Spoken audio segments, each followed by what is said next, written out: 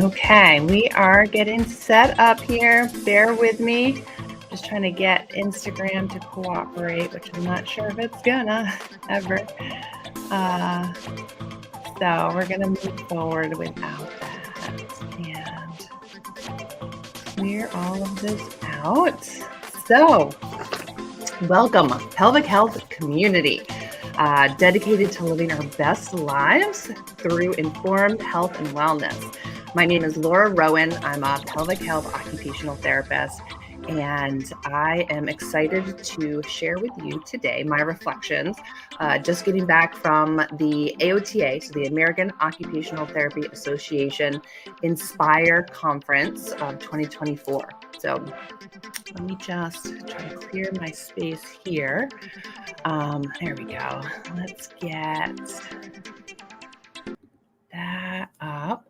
And so I would like to start with a dedication. I'm dedicating my conference experience to the tragic loss of lives in the Renton car crash out in Seattle, Washington. We one of my dear friends from college and is a pediatric outdoors occupational therapist, Teresa Allender, was not able to join us because her community was greatly affected by the loss of a mother and homeschool teacher in their community, Andrea Hudson, of age 38. Her two children, Charlotte and Nolan, age 13 and 14, were severely injured and are fighting for their lives and showing their strength and resilience. So please send your energy and thoughts and prayers to them. And Boyd Buster Brown was lost at age 13, and Matilda, I think they called her Tilly, and Eloise Wilcoxon, age 12 and 13, were also tragically lost. So please, if I'm going to send a link, let's see here. There's GoFundMe links. I'm going to put it in the comments so you can help support these families and the surviving families, community members, siblings of these people. And I've got all these things ready to be able to help. No, that's not it. Help you. Yeah. No. Sorry. Knew it. There we go. There's the GoFundMe. So here's the one for the mother and the two children who are surviving. The mother has been lost. The two children, Charlotte and Nolan, are in rehab, and we are sending our energy towards them. So now let me move into the reflections. So this conference experience had an overwhelming presence of pelvic health. So for me, 3 years ago, when I first started going to AOTA, trying to bring pelvic health, it was just such an experience to see not only the wealth of presentations of pelvic health related topics and women's health and sexual health and intersex and just an abundance of presence at AOTA this year. And our presidential address, Allison Stover, she spent, just months visiting different specialty areas of pelvic health practices throughout the states, and really invested her time. Her family traveled with her and just had some deep personal reflections that she shared on stage with everybody. And also we had the opportunity to meet with our president-elect, Arame and Verazde. I'm not sure if I got that right.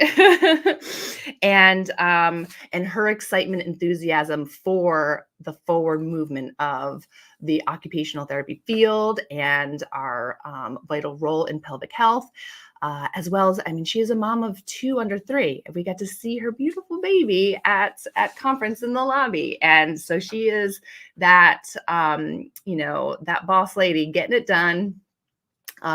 being a mom, doing all the things. So we are really excited for the future. And yeah, and I also got the opportunity. So close friend and alumni of Utica College at the time, Utica University now, Hope Karachi. She is the head of the approved provider and the fellowship program. And I got to stumble into them in the lobby with her new coordinators. So we've got the new fellowship program manager, Tasha Holmes, and the approved provider program project manager, Desiree Aslami. So they were just a breath of fresh air to know that they have this energy supporting these great and brilliant programs. So if you're not familiar with the programs, I encourage you to get familiar and see if you can get involved. And it feels really good to have this additional support. Now I get to talk about my presentation with Jessica Hammond, occupational therapist, and Rebecca Seagraves, physical therapist, doctor of physical therapy. So let me there we go. And we can take that guy down. So we talked about equitable access to OT in the hospital after birth. So we really got to dive into the critical time frame of caring for postpartum women, not 6 weeks after they've gone home and had their follow-up visit, but those first few days in the hospital is critical. And the intention of not waiting for a major problem to happen. So really being able to serve our clients to recover better, to have the education and knowledge and self-advocacy for these services. And then we took it a step further and we had the privilege of Heather Parsons. Ooh, rookie move. Okay. We are on Do Not Disturb. Heather Parsons, VP of Federal Affairs of AOTA, she helped us construct a letter to advocate for a federal bill to include occupational therapists for better outcomes. And so we have in our resource list, which I will share with you, we have steps to AOTA take action. You can type in your zip code. You can click on a letter that we helped craft, and you can personalize it with whatever you want to add to it, and then send it to your reps, and it pops up the reps for you, so you don't have to figure that out. So there's a step-by-step instruction sheet, makes it super easy, and we encourage everyone to be a voice, whether it's at that level of advocacy or it's just listening and holding space for the stories that these our moms, our birthers, our women that are providing our future have to share, because a lot of times we are the only ones to have that time and to hold that space and to be active listeners and to be able to hold the conversation to move this forward. So we need to reimagine, why aren't we providing care for this population? We provide it for anybody else who has a hospital stay or a surgery. And why aren't we for this population? So we can do better. We should be doing better. And so we call an action for you to, if you're interested in this, if you're working in the hospitals, you don't need specialty pelvic health training to get involved. You can be providing the care with the skills that you have, because this isn't reinventing the wheel. This is just providing good, skilled OT and PT services for the postpartum population, so they can go home and thrive and be with their babies, their families, and be the caretaker and take care of themselves, have the mental health and the physical health capacity to do so.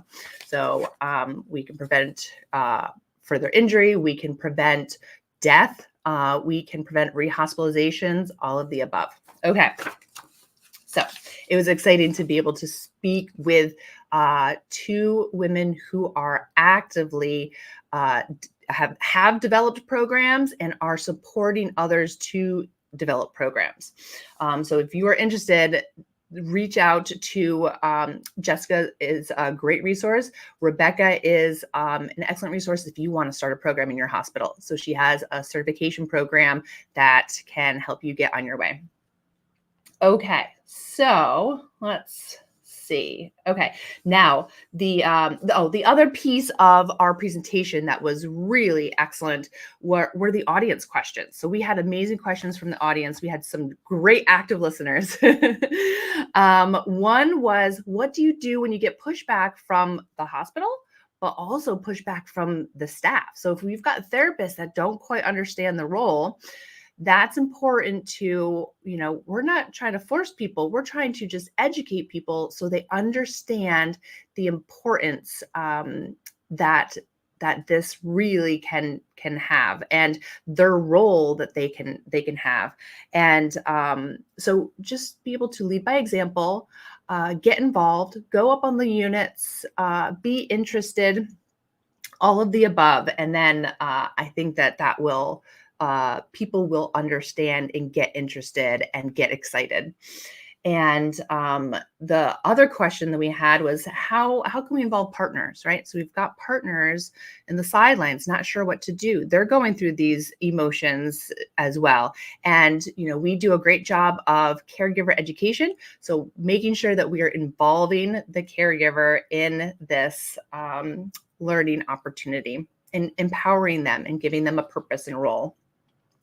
And then we had another question about the CODA's role, so the OT assistant's role in all of this. And we have to highlight the fact that this isn't a registered therapist versus an assistant delineation. Assistants are, on the front line delivering the interventions. So that it goes hand in hand with all practitioners. So my next major takeaway, so we got to do that first thing in the conference, and stress levels were low, and I got to just flow through the conference and enjoy lots of presentations and engagements. So I really enjoyed the mental health OT workshop. Linda Riccio, Sabrina McCarley, Melissa Tilton, and Jennifer Bogenreef were presented this, and it was just a breath of fresh air because mental health is at the foundation of occupational therapy. And when we as practitioners get asked what do we do that's special and unique in pelvic health, if we respond with our mental health background, we need to have confidence and clarity, because that's how OT was founded in the military, with mental health. So we need to be confident and clear in what our role is for that. And these women did a great job of presenting that case very clearly. And they started out with, we give you permission. We give you permission to consider yourself a licensed mental health clinician. Thank you. Same as pelvic health. Often we are asking, can we do this work? You have permission to do this work. You are trained and skilled and play a vital role. So yes, you have permission. And they brought up the occupational profile that helps support this. A quality toolkit, and both of these are on the AOTA website as resources. So I think, the website is a beast because it has so much, but it has so much. So being able to turn to the AOTA website as a resource, and they said that they were able to extract a lot of their resources right from there. So occupational profile and quality toolkit. So then we get into behavioral health assessments. And they talked about going beyond the reason for referral. So I identified with that immediately. Somebody comes to me with a pelvic health symptom, a more physical symptom, whether it's a bladder issue or a bowel issue or a sexual health issue or a pelvic pain issue. And they come to me with those symptoms, and we're going to go through assessments and treatment interventions. most often, because it is a mind-body connection, we need to go into their mental health. And the mental health component is what supports the changes in the healing and the rehab of the physical functions. So going beyond the reason for the referral means that we got to ask them about their emotional states. We got to ask them about what's happening in their life events and their relationships and their roles and routines. And then including the client in the plan of care. So a lot of times, especially when we get into mental health with like specific diagnosis, a lot of times the clients are discredited for their input, right? People talk to them and tell them what the plan is. So just sitting down and really appreciating, what do they want? What do they need? What are they feeling and experiencing? And they are the leaders of this plan of care. So there's also a billing resource that Jennifer Bogenreef referred to that's going to be coming out. So there's going to be a billing resource. It's like a 20-page resource that AOTA is going to be sharing with us soon, they said. So be on the lookout in your email from regulatory at AOTA, or reach out to regulatory at AOTA if you're not seeing that come through. And that will help you be able to provide services and bill accordingly. Now, my next major takeaway was from Kelsey Matthias or Matthias. I think it's Matthias. She is doing amazing work in the military, and it was so refreshing to hear someone speak about services for pregnancy and postpartum.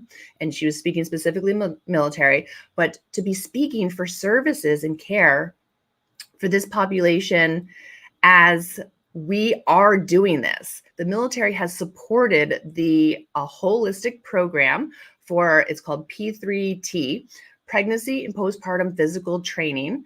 And it includes sleep, and it includes mood, and it includes physical readiness and mental readiness. And it was just so wonderful to hear that we weren't fighting for these services. We have these services, and they are leading these programs. So great job. It seems like the military is really creating standards of care that hopefully we are all going to be following suit with. And yeah, stress management and collaboration. So great work. Legislation. So I got to sit in on a panel with our federal representation, and we reviewed topics about the Medicare opt-out. So still a work in progress, but there are some new acts coming up that we're hoping will be successful. Stopping to innovate services, optimizing postpartum outcomes act. So we have steps to be able to advocate for that, to get us included in the language. Right now, pelvic health services in that act is defined as physical therapy, and we want to make sure that we have a collaborative definition and include occupational therapy services as well. Mental health workforce bill names as licensed mental health providers. So again, just more support and justification for our role in mental health. And then the telehealth and Medicare pushing for performance at the end of the year or an extension within 1 to 2 years. And some exciting news that an OT New York State is up for U.S. Senate Congress. So that is really exciting. Get some OT representation in Congress. So let's see. I'm going to skip over here. Oh yeah, here we go. I had some banners that I skipped. And my next one, it was fun, but also really got into a brilliant conversation and just some really critical thinking, was by my colleague Sarah Sadar and Sex in the Classroom. So being able to teach clinicians, how do we talk about sex? Sex is an ADL, it's an activity of daily living. So how do we talk about it if we don't really have a lot of understanding and appreciation? So we need to have this training. And just one really great pickup that I took away, I hadn't heard, was don't yuck my yum. So don't yuck my yum. But basically being able to appreciate everybody has different tastes, everybody has different experiences, and we need to appreciate that. And then a really great conversation came up about unconscious and conscious biases. So thinking about if, let me get to comments. I see something popping up. If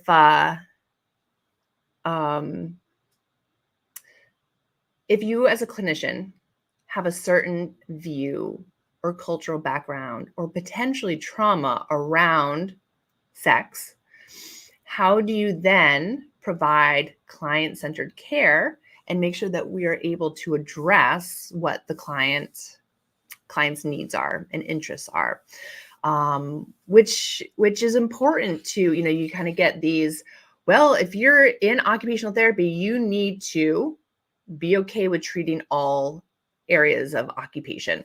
However, we also need to hold space as therapists that we have our own things that we need to consider and appreciate and hold space for. So it's there's no definitive answer, but being able to just consider those situations. It also came up with, if you had a client asking for abortion resources and you may be anti-abortion.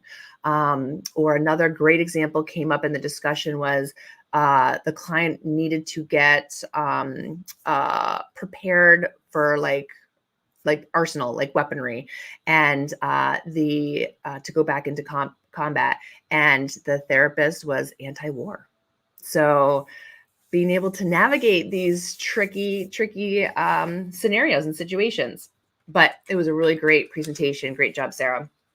And a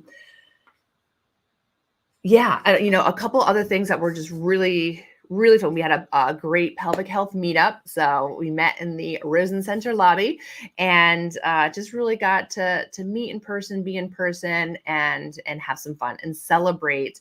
We just celebrated our 1-year anniversary of being a pelvic health, occupation-based pelvic health community practice in AOTA. So it's just great to be able to celebrate that in person with everyone and all the hard work. I had a great meetup with the OT-preneurs, so OT entrepreneurs, and met some really, really interesting people doing some great, innovative, forward-thinking things in the field. Utica University, my alum, and we got to meet up with a young Chi Beta, and as well as faculty, staff, and the current students at Utica University. So that was really, really fun night. And I got to enjoy yoga both mornings, Friday morning and Saturday morning. And what was really neat, so it's so nice to be able to move your body and to appreciate everything that's coming in such a condensed experience, and to have a mindful practice. So AOTA, can we have more of that, please? On Saturday, the woman gave us these cards, and she actually gave them to us. They're really nice cards. I meant to bring it with me to show it to you.